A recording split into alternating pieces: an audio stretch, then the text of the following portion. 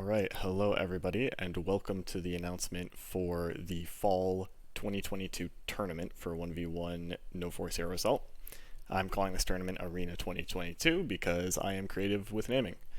But let's get into the details. So this is going to be a 1v1 tournament with new stage-oriented format. So I really like this idea that I've been sort of suggesting where you have matches across multiple different stages. And I'll get more into what that means, but essentially there's going to be multiple different play areas on Mos Eisley that are going to be used.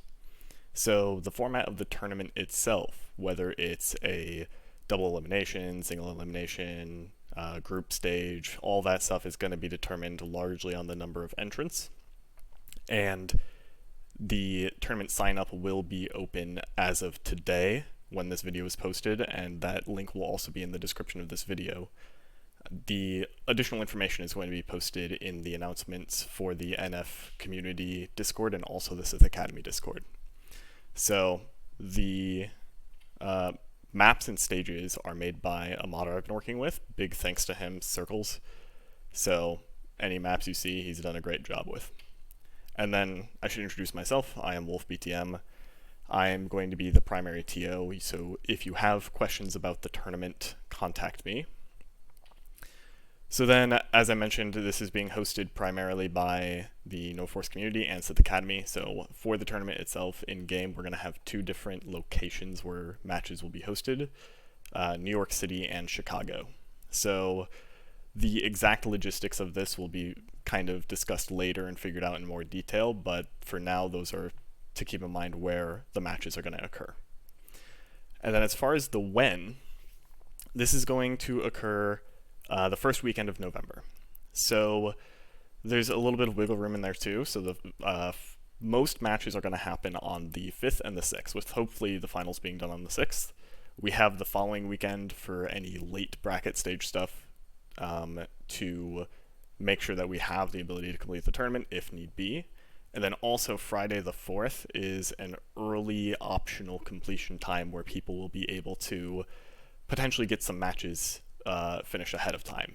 But unlike past tournaments, that especially the 2v2 tournaments recently, this one is going to be much more strictly scheduled. I'm actually, as the TO, going to schedule the matches in specific time slots. So it's largely expected that you're going to be available on Saturday and Sunday if you enter this tournament. At the end of the day, I know that this is going to limit some people from joining. What I would say for now is that if you think you can make it, or if there's any sort of gray area in between where it's like, well, part of the day I'm not available, I don't know, I would just enter, right? It's better to enter, potentially participate, and get DQ'd than have a missed opportunity, right? I'll try to be flexible with the times. There will be opportunities to reschedule if it's in a time slot that doesn't work for you. But sort of the idea behind this is that there's a lot of burnout both on player side and especially TO side when it comes to these month-long 2v2 tournaments we've been doing. So I think this is going to be a good way to try to go. If you can't make this tournament, don't worry. I plan on hosting more in the future, but I really want to move to this shorter time period style. So just to give the why behind the tournament, and in the meantime, you'll be seeing the background. Me and Jiraxis, we're testing one of the stages. This is going to be Mos Eisley City. And just as a note, Jiraxis ends up winning this duel, so even if I kind of take the lead in the beginning, I'm not just showing my good play. So congrats on that for Jiraxis. But the main idea here is that there are two big new concepts I want to push. Stages, and using these stages for a new multi-stage competitive format. And I'm going to kind of get into this more in the future, but why have this new format? I think BF2 players are missing out on a variety of map space available, right? We have so many maps, we have so many space just available in Mos Eisley that there's a lot more that can happen than just these matches in East. So I want to encourage a diversity of play areas. The other reason is I love 1v1, and I think we've been missing some of it recently, and I think people would enjoy this match format, and that it's high in competitive merit, which more on that format in a minute, like I said. And then long term, I want to have stages on other maps in Battlefront 2, including like Coruscant, Megiddo, others. I've personally played a lot of these maps with fellow guild members in Sith Academy, and I think they're really fun. But for now, I thought it would be better to get buy-in for this format, just to have stages in different regions in Mos Eisley. But if this does succeed, you can probably expect me to push that direction for, in my opinion, what could be the future of competitive 1v1. And to be clear, I don't have any intentions whatsoever to touch the characters or character balance. My philosophy is to keep those vanilla and expand the play areas in terms of other Battlefront 2 vanilla maps. So there's going to be 3 stages for this tournament. There's Mos Eisley East, Mos Eisley City, and Mos Eisley Arena. So these are going to be the general play areas, and you'll see I have boundaries outlined on these. So I'm just going to kind of show you what those look like. This is East. This is the most common 2v2 play area we have for scrims and things like that, but there's a purple barrier outlining this play area. And the way this will work is that the play will primarily occur within this region, if not entirely. And there's only going to be one spawn point that you spawn at, and it's just going to kind of spawn you randomly around this area, similarly to kind of how a deathmatch form would work in other games. But these barriers, actually, as you can see, you can pass through. So you're able to go outside of them. You have that flexibility. However, to encourage players to play in the main play area, you can see that I'm taking 50 damage per second. So the average character has 1,200 hit points, so it takes about 24 seconds for my character to die. So this is interesting in a few different fashions. Number one, that I'm just going to jump so you can see the video again. I don't know why, but so number one, it gives you the decision making, the flexibility to go outside of this zone instead of it being a hard barrier, which can cause a lot of issues with where you place the barrier, camping, etc. Soft barriers sort of resolve a lot of those issues. The other is that, along with this choice, if you go outside and take damage, it, along with other aspects of the format, which I'll get to, make damage win conditions a lot more, in many ways, viable. So this is what I mean as far as the spawn points, and this is Mos Eisley East. You can see that there's a ton of different spawn points here, and when you click spawn, regardless of what character, what faction you are, you're going to spawn randomly in any of these points. So it is very much like different 1v1 modes in other games where you spawn into the playable area, the fighting zone, randomly, and then immediately resume play. So will spawn killing be allowed?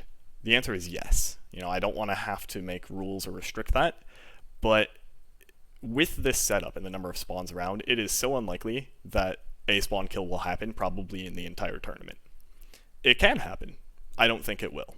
But it's worth noting that, when you are playing in these matches, be ready to move as soon as you spawn. And then here's an example of the spawn points for the city, and this gives you an idea of the boundary of city as well on the map. Again, thanks to Circles for these modding and giving me these maps too for demonstration. This is Arena. As of the time of me getting this picture, we didn't have the exact spawn points figured out, so this is what we'll get for now, but rest assured there are numerous spawn points on this map as well.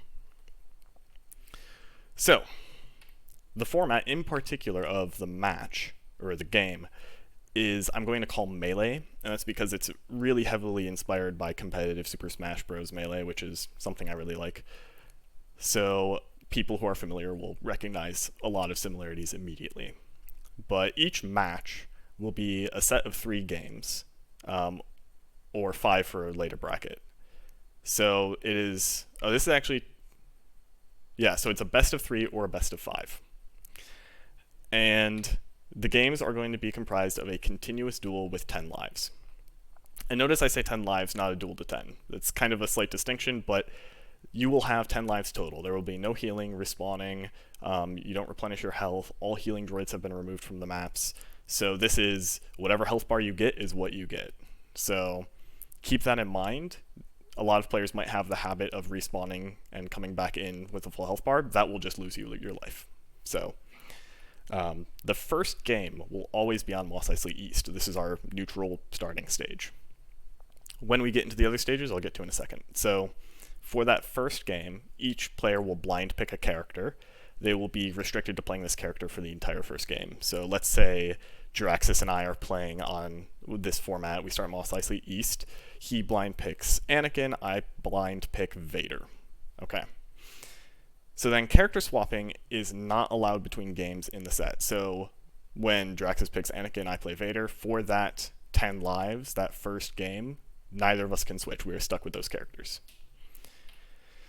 So whichever player lost the previous game chooses the next map. So let's say I beat Jiraxis in this duel to 10, or these 10 lives on Mos Eisley East. Okay, so he says the next map we're playing on in this best of 3 is going to be City. So we go to City, and what happens is he not only gets to choose the map, he gets the counter pick in terms of character. So I have to select my character first. Let's say I pick Vader. I declare that, and then he gets to choose who he wants, and we'll, let's say, Maul. And that's actually exactly what you saw in the previous video. And this actually continues. However, for this match, they're locked into the same character. So again, he's stuck as Maul the whole time, I'm stuck as Vader. I can't switch to Ayla or something if I want. So you really have to commit to this matchup, which gives him the true counter matchup. So again, this pattern will continue until one player wins the set with best of 3 or best of 5. So if we then, let's say Jura wins that match and we go on to a third match and Jura wins, he won the overall set 2-1.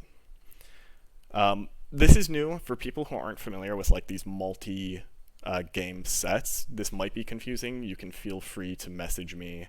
I'm happy to hop in a call, explain it more. But hopefully that's clear. Also feel free to message in either the No Force community or Sith Academy for any questions. You can @ me. I look at both of them pretty regularly. So then, again, this is just a summary of all the information. That's the announcement. Sign up will be starting now, and the tournament will be starting in that first weekend of November, just to reiterate. Sign up is going to close Sunday, October 30th. So at that point, there will be the bracket will be released. All the information will be available in terms of rule set, format, everything. And we will actually have, me and Alpha are going to make sure that we have servers up and running that will be cycling between those 3 maps. So you will have all those maps. The last detail then is the actual maps themselves. You will need to download them to participate in this tournament. And it's a small download. It's pretty easy. There will be instructions and the maps out shortly. I'm going to post them in the Discords, both Sith Academy and NF. So if you have issues with that, let me know. And then I guess the last thing to note is prize pool. I've often done prize pools in my last 2v2 tournaments. I am not going to do that for this because it is a new kind of experimental format. This is very much piloting an idea I have. I don't really want to do a prize pool while I'm piloting something. So again, that's the announcement for Arena 22. So hopefully this video wasn't too confusing in my one take. But as always, if you have questions, let me know. Thank you.